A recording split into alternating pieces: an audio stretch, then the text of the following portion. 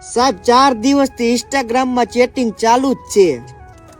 વાત ઠેઠ આઈ love you એ પોગી જાય છે. બસ હવે જ મેં માતાજીની બાધા રાખી છે કે છોકરી જ નીકળે.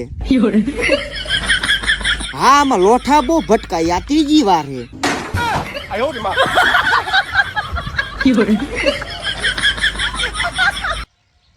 સાહેબ ઇન્સ્ટાગ્રામ માં શેડ રીલ નાખું તો કે ભાઈ ગમમાં ગરી ગયા, અને એટીટ્યુડ વાળી રીલ નાખું તો કે ભાઈ ને પાવર આવી ગયો, અને કોમેડી નાખું તો કે આખો જે હણાટા જ કરતો રહેતો હોય.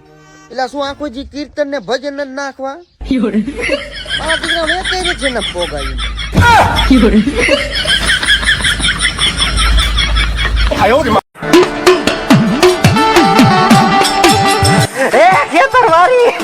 બોલ બટા હું નડે દેવ થી ના આવતા વૈટલું ચેક પોસ્ટ નડે હે. બટા મને ઈ જ નડે તો માં તું યાર.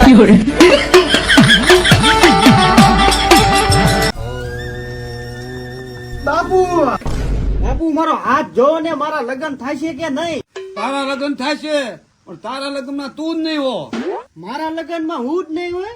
ઈ કેવા લગ્ન? તારા વાસડા છે ને લીલ પણ થાય છે.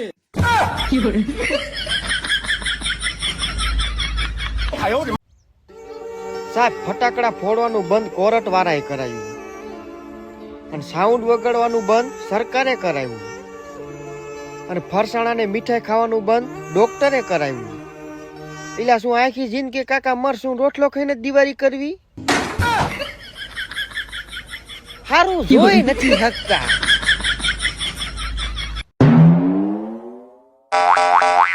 મોટા મન વિચાર એવો છે કે સરપંચની ચૂંટણી આવે છે ને ફોર્મ ભરવી છે. સરપંચની ચૂંટણીમાં ફોર્મ ભરો કે ન ભરો કે આયા પેલા નામું ભરી દઈ ગયો. ગામમાં મત આપતા આપશે પણ હું નહીં ઉધારાય આપું.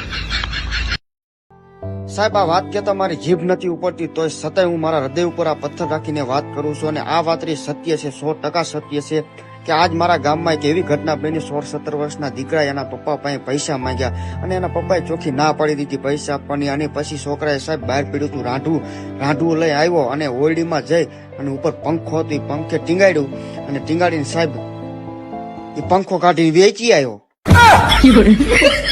આવા 2-3 છોકરાએ બાપના ખાવા ધાન કે પહેરવા.